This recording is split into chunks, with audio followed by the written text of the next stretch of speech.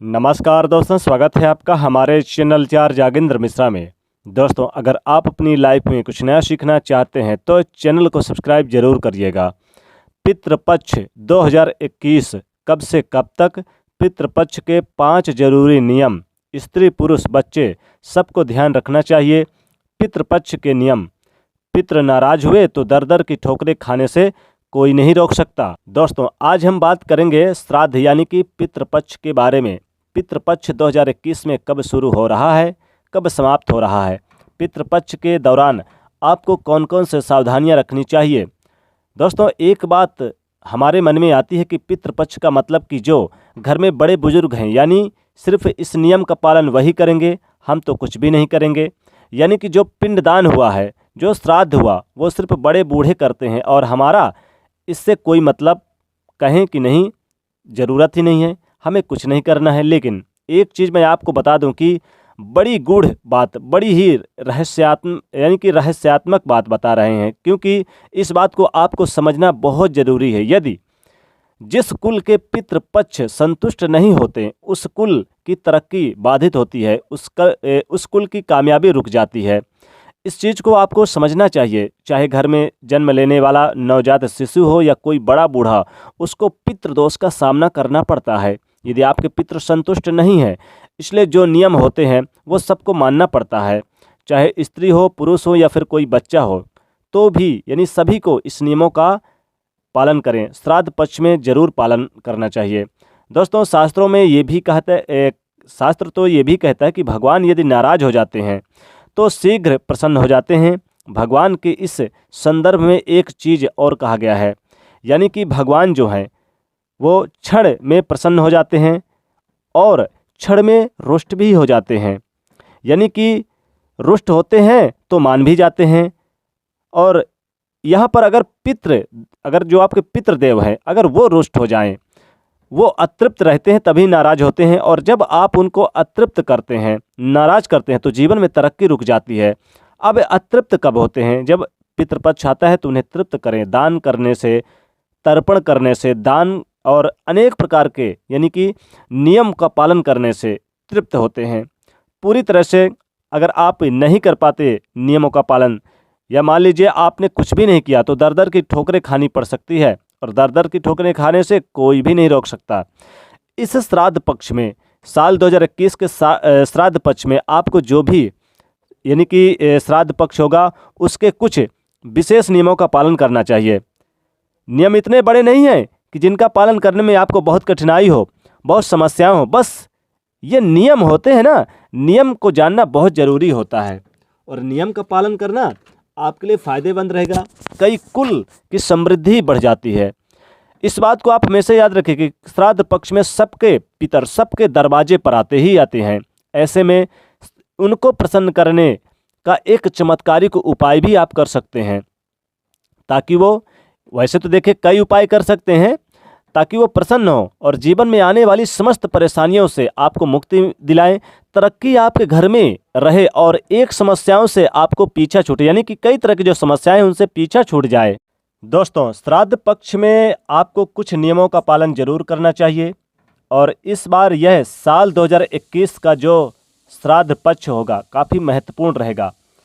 जब से शुरू हो रहा है तब से आप लहसुन, प्याज इत्यादि का सेवन वर्जित कर देना चाहिए, यानी कि नहीं खाना चाहिए। और अब आप समझ रहे होंगे कि जब लहसुन, प्याज इत्यादि का सेवन नहीं करना है, बंद कर रहे हैं, तो आपको मांसाहारी तो बिल्कुल भी सेवन नहीं करना चाहिए। इस चीज़ का आपको ध्यान रखना है। पहली चीज़ यानी कि लहसुन, प्याज, दूसरी चीज़ मांसाहारी का, या आप शराब वगैरह कुछ भी ना खाएं। और देखिए, आपके घर में यदि आपके घर की परंपरा है कि आप सबसे घर में यानी कि घर में ये सब कुछ होता है, तो आपके घर में ये परंपरा चली आ रही है, तो श्राद्ध पक्ष में जो भी खाना बनता है, हमारा शाम के समय का जो भोजन, आप यानी कि ज़रूर अपने पितरों के निमित्त यानी छत पर या फिर कहीं खुली जगह पर उन्हें निकाल दें। लेकिन ध्यान रखिएगा, कोई भी चीज़ मांसाहारी या फिर शराब मदिरा नहीं होना चाहिए। शुद्ध शाकाहारी भोजन ही आप निकालें पितरों के निमित्त। उसमें थोड़ा सा अंश, जो आपके घर में भोजन बन रहा है, पितृपक्ष के समय थोड़ा सा अंश आप निकाल के बाहर छत पर, खुली जगह पर आप जाएं कि द्वार पर भी रख सकते हैं, थोड़ा सा करके आप रख दें सभी चीज़ें। और पितरों के निमित्त निकालें और निकाल करके आप जल रखें। और कहा जाता है कि हमारे देवता सुगंध ग्रहण करते हैं, भोजन इसलिए कम नहीं होता। वैसे ही पितरों के संबंध में ही कहा जाता है कि वो आपको जब सुबह से भोजन कटोरी साफ कर लें और भोजन में जो बचा हुआ है यानी कि जो आप रखते हैं, और अगर कटोरी यानी कि जब आप साफ करते हैं तो कुछ ना कुछ तो बचा ही रहता है कटोरी पे भोजन जिसमें आप रखते हैं, तो जो बचा हुआ है उसको आप छत पर किसी ऐसे स्थान पर डाल दें जहाँ पर आपको आपका पैर ना पड़े, वहाँ पर जहाँ जीव जंतु जैसे कि चिड़िया, कौवा आदि खा जाते हैं। अब एक चीज़ आपको और भी ध्यान रखना है, श्राद्ध पक्ष में कहा जाता है कि सबके पितर जो हैं वो पितर लोक से धरती पर आते हैं और आपके अपने जो यानी कि उनके वंशज होते हैं उनके कुछ न कुछ श्राद्ध तर्पण की उम्मीद उनसे करते हैं। और ऐसे में यदि कोई व्यक्ति भूल जाता है श्राद्ध करना, तर्पण करना, पितरों को याद करना, तो निश्चित रूप से पितृदोष का दोष लगता है। तो इस चीज़ का ध्यान रखें कि आपको जब से पितृपक्ष प्रारंभ होता है तब से पहले एक बार हाथ जोड़कर ध्यान दें कि ये काम आपको छोटा है लेकिन आपको लगेगा बहुत आसान है और ये उपाय भी आपको करना है।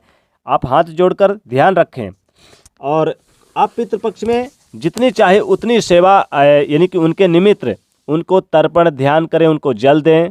एक बार ध्यान रखें कि एक बार आंख बंद करके दक्षिण दिशा की ओर आप अपना चेहरा कर लें, ये एक छोटा सा उपाय भी रहेगा आपके लिए।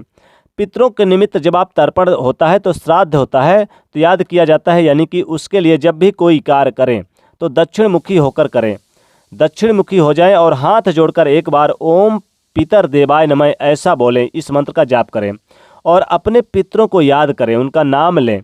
आंख बंद करके आप उनका कृतज्ञता आभार प्रकट करें, ऐसा बोलना बहुत प्रिय रहता है। और पितरपक्ष में एकदम रामबाण ये उपाय है, यानी ये उपाय आपको करना ही करना है। आंख बंद करके दक्षिण दिशा मुखी की ओर चेहरा करके पितरों के निमित्त ओम पितर देवाय नमः इस मंत्र का जाप करें ताकि पितर देव आपके खुश रहें और उनका आभार प्रकट करें आप, और अपने जो मनोकामना है वो बोलें। इससे पितर देव संतुष्ट होते हैं और वो उन्हें लगता है कि हमारे जो वंशज है, वो हमारे बच्चे जो हैं अब तक हमें याद कर रहे हैं, हमारे प्रति जो है उनका श्रद्धा भाव आदर बना हुआ है। और यदि आप अपने पितरों को अपमान किया या फिर मांसाहार का सेवन किया तो इधर उधर जो मांस, मदिरा इत्यादि चीज़ें हैं उनका सेवन करते हैं, अंडे वगैरह खाते हैं, तो निश्चित तौर से आपकी कोई भी आपको नहीं बचा सकता। समस्याओं से आने वाली जो समस्याएं हैं ना, उनसे कोई नहीं बचा सकता।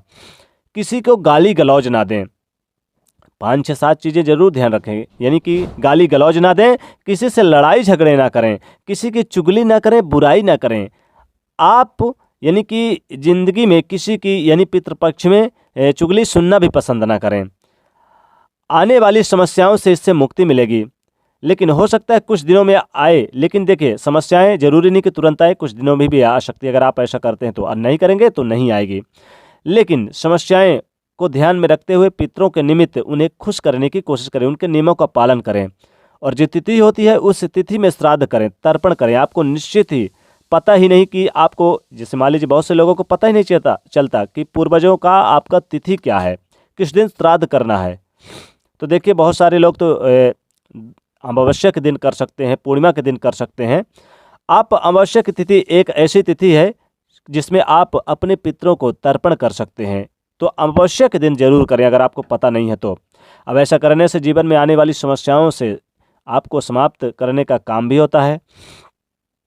दोस्तों, लाख पूजा पाठ कर लें, बहुत सारे नियम जो हैं, दान पुण्य सब कुछ कर लें, लेकिन यदि आप अपने पितरों के निमित्त तर्पण नहीं किया, दान नहीं किया, कुछ भी ब्राह्मण भोजन नहीं कराया, तो आपका किया गया दान पुण्य सारी परेशानियां जो है वह लेकर के आता है, यानी उसका फल आपको नहीं मिलता।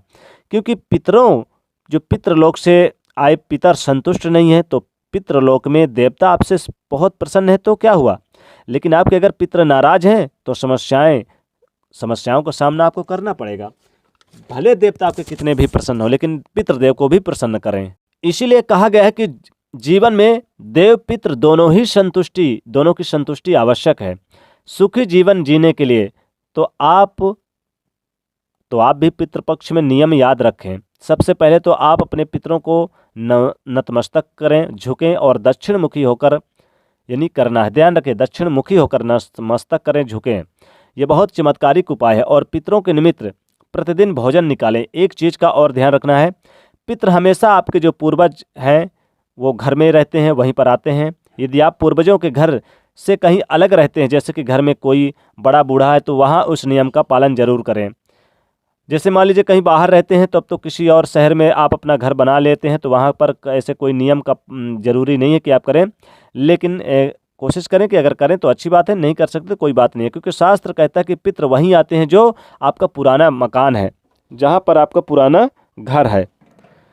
तो पितृपक्ष में आप 2-3 चीज़ें और भी करें, वो उसी दहलीज पर आते हैं जहाँ पर अपना उनका पुराना घर होता है, तो वहीं पर ये नियम भी होते हैं। और देखिए वहाँ पर अच्छा भी होता है। पितृपक्ष में पितर गाय के रूप में, कुत्ते के रूप में, कौवे के रूप में आते हैं, तो इनका भी आप ध्यान रखें, इनका मान सम्मान करें, इनको भी भोजन प्रतिदिन जरूर कराएं। श्राद्ध पक्ष में आप इनको जरूर संतुष्ट करें। इस बार की जो पितृपक्ष का जो यानी साल 2021 में है, यह 20 सितंबर से 6 अक्टूबर तक रहेगी। 20 सितंबर 2021 से 6 अक्टूबर 2021 तक यह श्राद्ध पक्ष यानी कि साल 2021 में रहेगा। तो बड़े ध्यान से सुनिएगा। जैसे कि हमने कहा कि 2021 में पितृपक्ष कब से कब तक है, तो 20 सितंबर से 6 अक्टूबर 2021 तक रहेगा। और तिथि के अनुसार आप तर्पण करें, दान करें, इससे लाभ होगा। प्रत्येक देवी देवताओं की आप यानी कि तर्पण दान करने का भी विधान है। गंगा नदी स्नान वगैरह भी आप स्नान कर सकते हैं। पवित्र नदी सरोवर में भी दान यानी कि स्नान कर सकते हैं। तो दोस्तों, ये एक छोटे से उपाय करें और इन नियमों को पालन करें। तो वीडियो को लाइक करें, ज़्यादा से ज़्यादा शेयर करें और चैनल को सब्सक्राइब करें। जय श्री